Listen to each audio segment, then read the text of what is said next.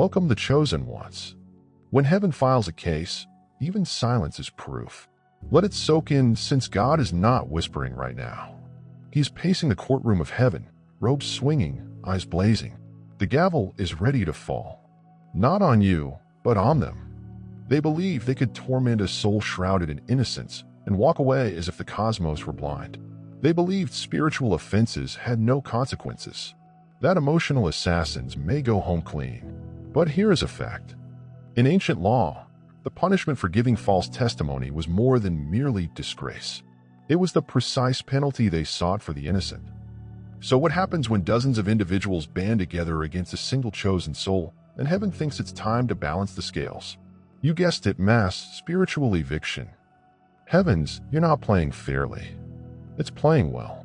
And let's be honest, some of these people are soon to discover the hard way that karma is more than just a feeling. It's God's legal helper. Oh, and if you've ever wondered whether God takes treachery personally, particularly when it happens to one of his own, fasten your seatbelt.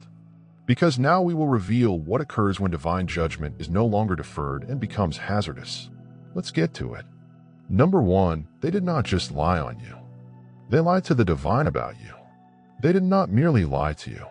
They lied to the divine about you. That is why God is enraged. This was not ordinary slander. This wasn't simply someone ranting out of envy or hate. This was a spiritual onslaught camouflaged as minor gossip. They opened their lips and rewrote your whole tale, expecting no one would fact-check it, unaware that the author himself was listening. They attempted to portray you as guilty when you were nothing but submissive, loyal, and silent. Even worse, they believed they were compelling enough to fool heaven. They weaponized words like daggers. They did not say, "This person has hurt me." They said that this guy is a problem. They didn't just criticize what you did. They questioned who you are. And there is a difference. One is human conflict. The second is identity assassination. These individuals distorted your name, derided your vocation, and characterized your character in ways that degraded your dignity while laughing as if it were innocuous. That is why this extends beyond karma. This is now personal to God. They didn't just insult you. They insulted God's choice to choose you. When someone ruins the reputation of a designated individual, they are not just conducting a smear campaign. They oppose divine judgment. You did not appoint yourself. You did not anoint yourself. God did it. And the moment they approached you as if you were just another random individual, they entered perilous area. They believed they were talking about you to others, but they were really talking against you in front of the person who sealed you. It's like going into a courthouse and lying about an innocent person, hoping the judge isn't paying attention. They didn't comprehend that paradise does not need attorneys. God serves as the witness, judge, and verdict. And when falsehoods are uttered concerning the innocent, divine judgment does not need a defense. It elicits a violent reaction. So certainly you remain silent. You remained kind. You persevered. But they forgot that while you were quiet, God was recording. And every false phrase they believed they had buried is now being exploited to expose their own spiritual repercussions. This isn't simply retaliation. This is a heavenly correction. And it is already in action. Number 2, they did not abuse you. They insulted God's choosing procedure. They didn't just abuse you. They insulted God's choosing procedure. That's what makes this unique. This wasn't only about personal animosity, jealousy, or miscommunication. It was deeper. They were not unhappy with your personality. They were upset that you were picked while they were not. It's not that you did something wrong. Your entire being as a selected one revealed their spiritual rejection. They couldn't handle it. They couldn't comprehend that God would choose someone like you instead of them. You didn't match the picture they had in their brain. You were not loud enough, polished enough, likable enough, or broken enough to meet their definition of worthy. They waited for God to pick someone they could manage, praise, or tolerate. But instead, He picked you. Quiet, very attentive, and perfect yet faithful. And this screwed with their ego. So rather of accepting God's choice, they attempted to oppose it by ripping you apart. They pretended to have the right to overrule God's will. They hoped that their criticism of you would cause you to stop calling. They really thought that if enough people decided to detest you, heaven may alter its mind. That is how delusional pride manifests when individuals believe they are more virtuous than God. But the more they attacked you, the more they revealed why they were not picked. Because a faithful servant of God makes judgments that do not generate conflict. They respect them even if they don't comprehend. You posed a spiritual danger not because of what you said or did, but because of who you were. You demonstrated that God picks the invisible, neglected, and misunderstood. You were a live contrast to their religious rituals, phony humility, and self-proclaimed significance. Instead of repenting, they retaliated. But it's too late to reverse what has been done. They did not just dispute your task. They challenged the person who allocated it. Heaven does not take this lightly. They ridiculed the throne with their deeds. They disrespected God's wisdom. And now he's responding. Not with words, but with rage. Because when humans attempt to meddle with divine order, they are not simply exposed. They are corrected in front of everyone. Third, they wanted blood, not truth, since your innocence proved their guilt. They did not want the truth. They wanted blood. That is what made it so hazardous. Your innocence was not simply overlooked. It was something they actively despised. You were not a danger because you had done anything bad. You were a menace because you did not. You were not turbulent, scandalous, or deceptive enough to fit into their mess. So rather than leaving you alone, they attempted to destroy you. And not quietly either. They did it loudly, confidently, and unanimously, as if your demise was something they deserved. Your purity made them uneasy. Your tranquility irked their devils. Your capacity to stay courteous, grounded, and unconcerned in the midst of their abuse demonstrated exactly how corrupt they had become. They couldn't take it. You didn't have to clap back or prove anything. Standing there with clean hands was enough to reveal all they'd been hiding behind. Fake smiles, fabricated stories, and coerced partnerships. They needed you to fall. They wanted you to snap. Because if you remained grounded, their whole plot crumbled. They needed something foul on you to justify the filth they were already drowning in. But nothing stuck. You did not give them what they wanted. And this drove them nuts. So they did like broken people do. They lied. They exaggerated. They produced drama where none existed. They transformed their guilt into a trial. And let's be honest, some of them weren't simply out to harm you. They were attempting to erase you, destroy your reputation, diminish your influence, and cancel your calling. All because they couldn't take the fact that you walked with a degree of favor. They never earned. It was not personal. It was spiritual. And when someone is spiritually out of sync, they will constantly want to crucify what is pure in order to feel better about what is corrupt. But God observed every twisted word. Every communication happens behind closed doors. Every trap is laid. And now He is answering. Not because you are faultless, but because you were innocent in the face of blatant hatred. They were hunting for filth, but God discovered a pristine soul. And now He's making a loud demand for justice. Number 4, God remained quiet. He was not missing. Rather, He was collecting receipts. They saw God's silence as consent. They mistook His silence for indifference. Or worse, He agreed with them. But they didn't comprehend that when God is silent, it's not because He's doing nothing. It's because He records everything. Every muttered insult, every phony grin, every lie spoken behind your back. Heaven didn't ignore it. Heaven was archiving it. You were not being neglected. You were being watched under guard. God did not intervene early because He understood the truth needed to be revealed without intervention. If He had halted the storm too quickly, many would have doubted your power. They would have assumed you were saved rather than righteous. But now there is no doubt. You didn't just endure it. You remained clean throughout. And while they were busy creating traps, laughing, and waiting for your demise, God was preparing a legal case in the spirit that no one saw coming. Divine judgment does not necessarily come crashing down like thunder. It sometimes builds up like a wave. It is silent, heavy, and difficult to avoid once it strikes.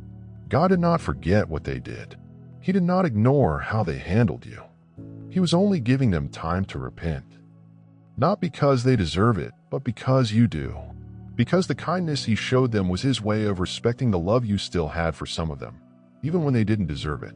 However, that moment is past. What's coming isn't emotional vengeance. It is a legal correction from the highest authority.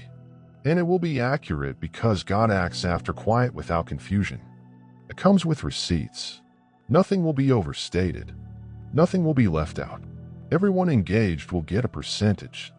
And the same people who believe that if God existed, He would have stopped me are about to see what it looks like when God chooses to answer unexpectedly. You were not forgotten. You were being guarded in slow motion. And now the judge is standing. Case closed. Number 5.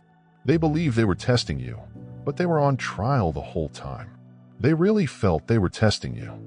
Your patience, strength, and character. They prodded at your wounds, drew out your triggers, and expected you to collapse, lash out, or lose yourself. But they didn't comprehend you were never the one being tested. They represented your life, reaction, and quiet. It all exposed them. Heaven took notes. God did not enable the persecution to determine whether you would live. He knew you would. You were made for it. The true objective was to disclose them, to demonstrate how much evil they were willing to entertain, say, and engage in when they believed there would be no repercussions. Your presence was a mirror. You revealed the jealousy. They attempted to dress up as concerned. You revealed what they termed protection. You revealed the bitterness. They attempted to conceal with false knowledge. They could have walked away. They could have checked themselves. They could have chosen humility. But instead, they chose brutality. They selected it with full knowledge. They passed up every chance to demonstrate sympathy. They weaponized every weakness you demonstrated. They failed the test by demonstrating that they would rather be right than righteous. That's why God is stepping in. Not because you couldn't handle it, but because they couldn't rely on your presence. They assumed this was a game. They had no idea it was an inquiry. They thought they were watching your answer while God was really monitoring theirs.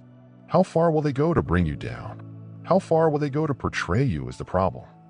How much vitriol will they spew in the name of the truth? That was what heaven wanted to see. And now that everything is evident, judgment is coming. Not emotional reaction, but heavenly accountability. They were not exposing you. They were unveiling themselves. The mask has been removed permanently. What they mistook for your collapse was really theirs under heavenly scrutiny. And now they're the ones being sentenced. Not because you asked for it, but because they deserved it. Number 6, you were the lamb that was murdered. But this time, God isn't allowing it for their salvation. They treated you like a sacrifice, as if the suffering they inflicted on you would somehow purify them, as if they could only shatter you, humiliate you, and isolate you sufficiently. Perhaps they'd be more comfortable with their own darkness. They transferred their guilt onto your name, convincing themselves that their actions were justifiable. They weren't just harsh. They are computed. They came together, spoke their falsehoods, and pretended to deliver you over to the flames. It was some kind of required cleaning. However, there was no redemption in their motivations. Only ego and only evil. They told everyone you deserved it. They transformed your quiet into guilt, your power into arrogance, and your insight into disobedience. They used you as a scapegoat for whatever they couldn't control, comprehend, or dominate. They did not wish to heal. They sought a target. So they chose the one who had never fought dirty, the one who continued to forgive, the person who had every opportunity to clap back but did not. You were innocent, and this is what made you dangerous to them. But this time, heaven will not let it go. God isn't turning this into a lecture about suffering for the greater benefit. This is not about carrying a cross to help them discover grace. The door is closed. What they did was not holy. It was unfriendly. And your grief is no longer being exploited for their redemption. It is being presented as proof. What they did to you has become a spiritual bill. Heaven always gathers. They figured they could use you up, drain your energy, assault your reputation, and walk away unharmed. But they didn't expect miraculous reversal. God is not disregarding what has transpired. He is not using religious terminology. He is calling it what it was: unfair, nasty, abusive, and completely responsible. There will be no rest for those who sought consolation via your devastation. They didn't just abuse you. They mistreated a soul with which God had entrusted them. And now the exact suffering they sought to obliterate is in the limelight. Heaven is exposing every secret purpose, whispered treachery, and quiet spectator. Justice is not coming. It has already come. Number 7. They made their reputation by shattering yours. Heaven is now reversing its currency. They didn't only ruin your reputation, they utilized it. They made your struggle into a tale. Your errors become entertainment, and your recovery process becomes a punchline. The more they warped your image, the more attention they received. The more they humiliated you, the stronger they felt. They elevated their prestige by exploiting your sorrow, which they referred to as truth-telling, venting, or just being honest. However, what they were actually doing was gaining influence from your failure. And they never imagined there would be a cost. They won sympathy, formed alliances, and acquired confidence by turning others against you. They portrayed themselves as the victim, hero, and wise one, all the while dragging your reputation through the mud behind closed doors. But here's something they didn't comprehend. God maintains receipts, and paradise doesn't just reward the innocent. It exposes the manipulators. Everything they achieved through dishonor is now being overturned. The same credibility they stole under your name is beginning to crumble. People are waking awake. The truth, which was previously hidden under layers of deception, is now emerging without your intervention. Your reputation is being rebuilt naturally, not via vengeance or clapbacks, but through divine intervention. God is turning the mic. The audience that formerly applauded your mockers is now uneasy. The applause has gone down. The tale is no longer working since the fruit does not lie, and those who attempted to damage you are now reaping unpleasant consequences. Their serenity is gone, their favor is fading, and their ties are fraying because what they established was never true. It was based on falsehoods. You do not have to justify yourself. You don't need to explain. Your quiet is not weakness. It's a strategy. Because while they performed, God was preparing a divine reversal. And now their greatest disgrace is playing out in the very places where they previously attempted to humiliate you. That's not a coincidence. That's God making sure everyone understands the difference between genuine favor and borrowed fame. Number 8, heaven was never neutral. It waited for the scales to tilt. You assumed God was quiet because he was attempting to determine who was correct. But there was never any doubt. Heaven was never neutral. God wasn't pacing the floors of eternity, wondering whether you'd earned it. He observed everything from the beginning. Every lie, every plan, every time they grinned in your face while stabbing you in the back. His quiet did not indicate hesitancy. It was a strategy. He was allowing them to reveal their whole hand. He was allowing them to go as far as they could, not because he was bewildered, but because they were. They believed they were winning. They misunderstood heaven's tolerance for acceptance. They assumed that since lightning did not hit the middleman, they were safe. However, they were unaware that divine time does not function in the same way as the human ego. God was not hurrying to quiet them. He was allowing them to create the same rope on which they would hang their own credibility. The longer they spoke, the more they disclosed and exploited, the deeper their trap got. Now the scales have tipped. God was never comparing your value to theirs. That was already determined. He was assessing how much injustice he would tolerate before reacting. And now the measure is full. The gavel is coming down. The verdict is not confusing. It is fury. Not the emotional type, but the heavenly one. The type that reorganizes everything. The sort that demolishes false power systems and exposes every falsehood used to promote the wrong people. This is irreversible. No rebranding. No. We have all made errors. Speech capable of undoing previous actions. They damaged your reputation, tranquility, and spirit. Everything is coming back to them now, doubled. And not because you wanted for it or prayed for vengeance, but because God waited. And while waiting, he enabled justice to be evident. You no longer need to argue your case. Heaven has already decided in your favor. And now, the same silence that once shielded them is ready to judgment them openly, utterly, and forever. Number 9, they weren't battling you. They were resisting the version of you that God was about to unleash. They were not battling you. Not really. They were truly afraid of the version of you that they suspected was on the way. The future you who cured you. That anointed, uplifted, unstoppable version of yourself that would expose every lie they uttered in light of who you really are. They recognized some of your potential. Instead of rejoicing, they worried. Because if you become what God said you would be, they would be revealed not just as liars, but also as insecure, manipulating cowards. So they moved quickly. They attempted to assassinate you before the ascension.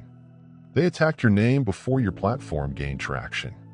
They spread stories, distorted facts, and created friction in the goal of undermining your reputation before people could see your results. They didn't only want to harm you. They were attempting to erase the future. But this is the bit they didn't expect. God let them. They proceeded without being stopped by God. Not because he agreed, but because he knew something the others didn't. He understood that every effort to bury you would simply set the scene. Each untruth would become fuel. Every treachery would be proven.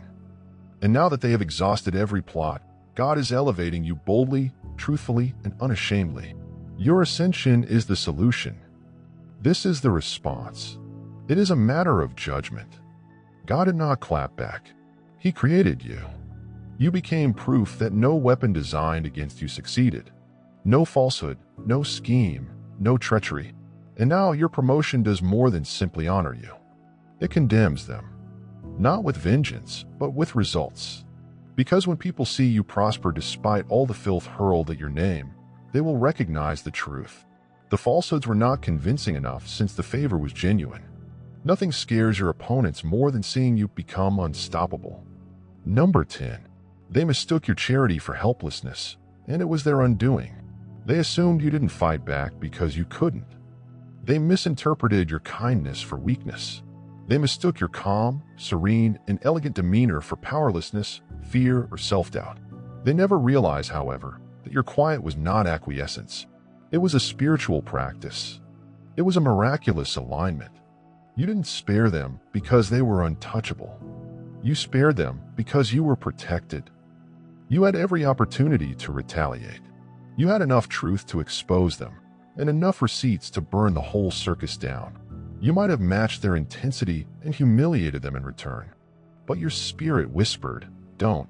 Something said, "Stand still. This is not your struggle. Let God handle it." So you did. You saw them laugh, gloat, and boast as if they'd won something, while heaven was counting every act of restraint as righteousness on your behalf. They were too haughty to see the reality. They reasoned that there were no imminent implications. They had gone away with it. This is what pride does. It blinds individuals to God's patience and makes them believe they are invincible. But kindness is an approval, and delaying does not imply denial. Mercy is God deferring judgment to allow people time to repent. However, when they utilize that delay to double down on wickedness, they are unaware that they are building their own tomb slowly, smugly, and in front of an audience. The weight is now gone. Heavens are no longer holding back. The constraint that was on them has been loosened. And what's coming is more than simply repercussions. It is clarity. People are going to discover what was concealed. Those who laughed with them will begin to doubt everything. Their affiliations will disband. Their remarks will eventually work against them. Because when compassion stops, exposure starts. And when exposure starts, so does the idiot. They were not unbreakable. They were just being saved because of you. But now that heaven has released the case, their protection is gone. You never had to destroy them.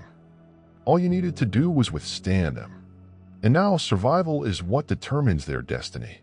A number. They said God would not do anything until they understood his delay was their death sentence. They really felt that God would do nothing. They ridiculed your religion. They laughed at your weeping. They proclaimed your name boldly, believing they had silenced heaven with their lives.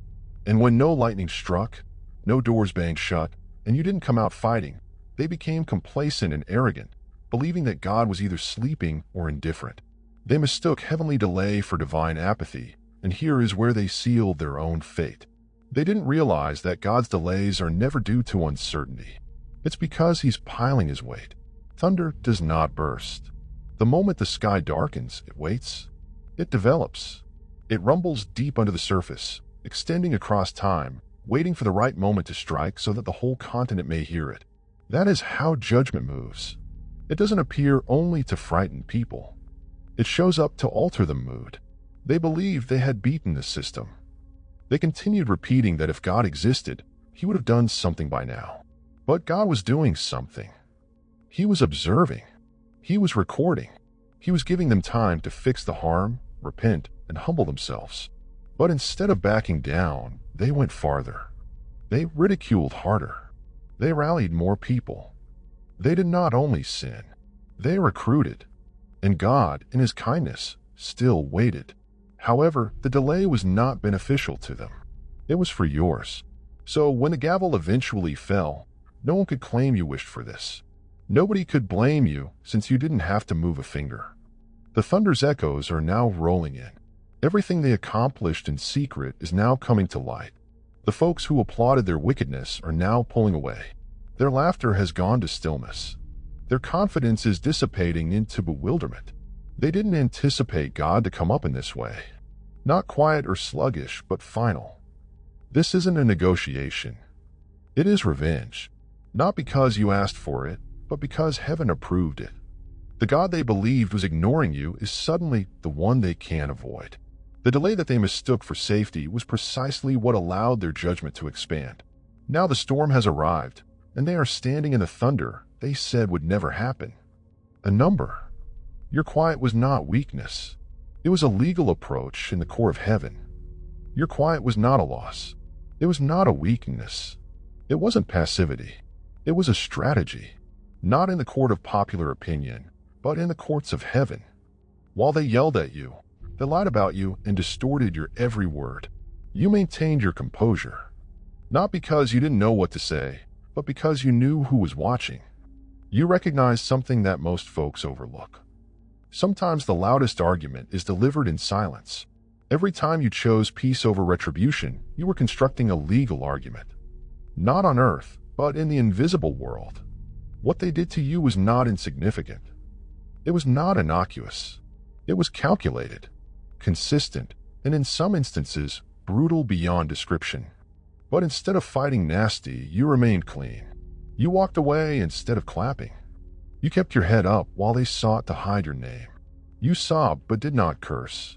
You broke down in private, but you didn't act out in public. And with each choice to maintain your integrity, you gave heaven more proof in the spiritual sphere. Restraint speaks volumes. Your silence captured every atrocity in real time. Every sigh, every night. You could not sleep. Every second you held your mouth, it became part of a holy file bearing your name. And now the file has arrived at heaven's courts. And the judge is not disputing his decision. God is moving for you right now because of your quiet. He's not coming in because you yelled loudly enough.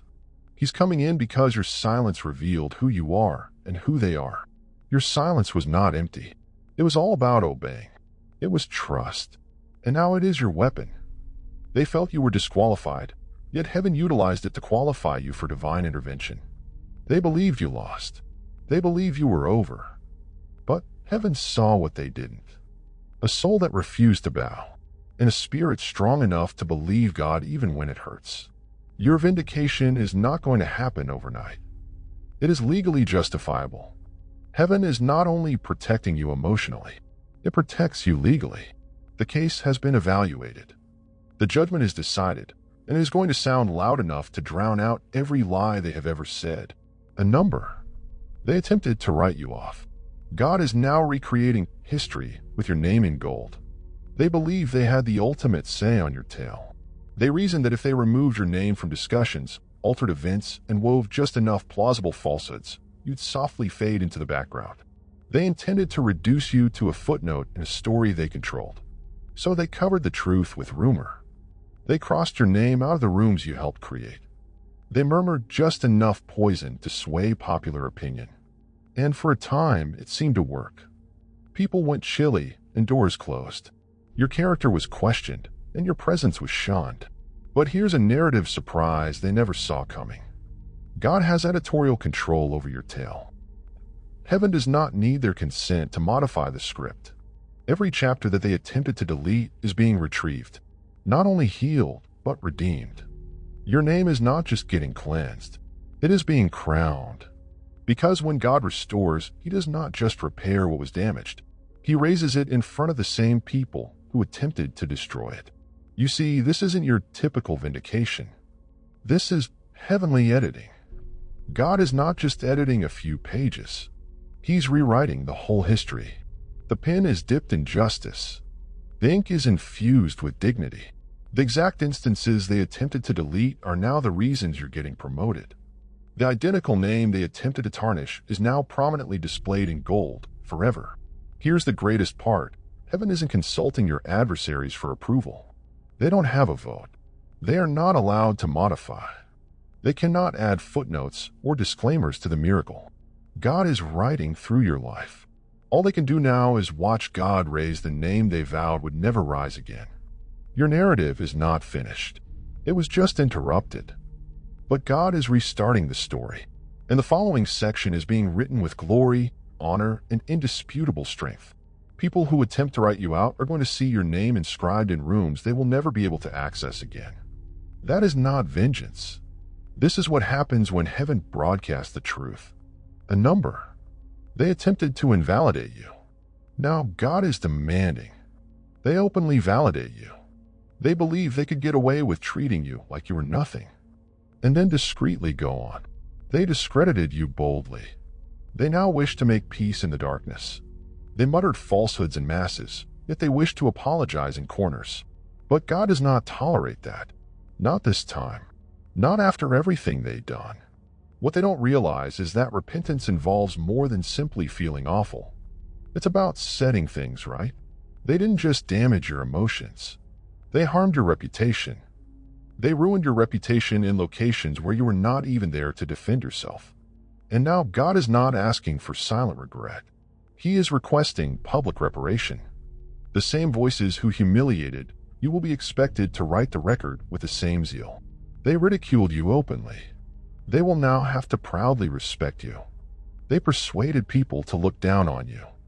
Now they'll have to point those same folks back to you and admit we were incorrect. Because spiritual justice does not include shame. It is about divine equilibrium. What was done in public has to be remedied in public. Anything less would be incomplete remorse. Heaven does not perform half-healing. This goes deeper than vindication. This is a spiritual transaction. It is reparation. Respect, opportunity, and reputation were robbed from you, and they must be repaid with interest. God is not playing with your name. He saw the humiliation you faced. He saw you remain quiet, calm, and courteous while they pulled you. And now the gavel has fell.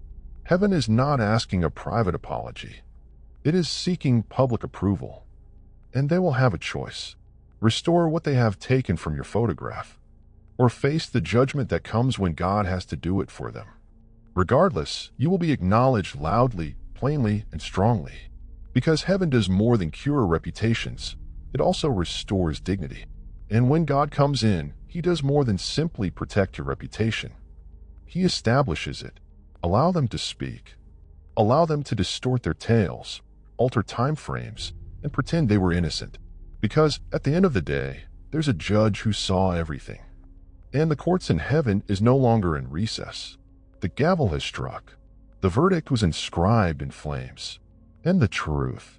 Your truth is going to speak louder than any falsehood they attempted to cover you with. You were not merely assaulted. You were targeted because of your brightness. You weren't just rejected. You were sacrificed so that their shadows would not seem as dark. However, they never expected this. You were designated not for destruction, but for divine manifestation. They feared the agony would kill you. They believed their manipulation would define you. However, all they did was make you unmistakable. The ashes they attempted to bury you in are now the ink God is using to rewrite the next chapter of your life. And it's inscribed in large gold letters. It's not simply about justice. It is about reversal. It is about God reversing the stage that they attempted to use against you and turning it into a platform. Not just so you can yell, "I told you so," but now you may walk with indisputable evidence that heaven always triumphs, even if it takes a bit longer than planned. You will not need to debate. You are not required to clap back. The outcomes will speak louder than any words you might say. So do not shrink. Don't doubt your value because of individuals who were too damaged to see it. God is moving, And he is not coming as a comforter. He is coming as an avenger. Not because you pleaded, but because he is righteous. And virtue always corrects injustice. Your name will be restored. Your tale will be reported honestly. And those who believe they could get away with dishonoring you will either openly recognize the light they attempted to extinguish or see personally what happens when heaven replies with holy fire. God is not just vindicating you. He's establishing you. So remove your hands off the wheel. The chosen one. It is no longer your war. Now it's God's show. And you are the headline. If this message sparked a fire in your spirit and spoke to the truth, you've been carrying it in silence. Do not let it finish here. Subscribe to this channel so you never miss another word intended just for you. Like this video to show the algorithm that truth still counts. Leave a comment below. Tell us how this resonated with you, what you've been through, and how you're overcoming it. Your voice might provide the affirmation someone else needs. Most essential, send this message to someone who has been wrongly condemned, abused, or silenced. Let them know that heaven isn't disregarding their grief. God is preparing their return. Let us distribute the divine justice far and wide. We are not merely creating a community. We are creating a movement. And your being here demonstrates that the chosen are rising, one truth at a time.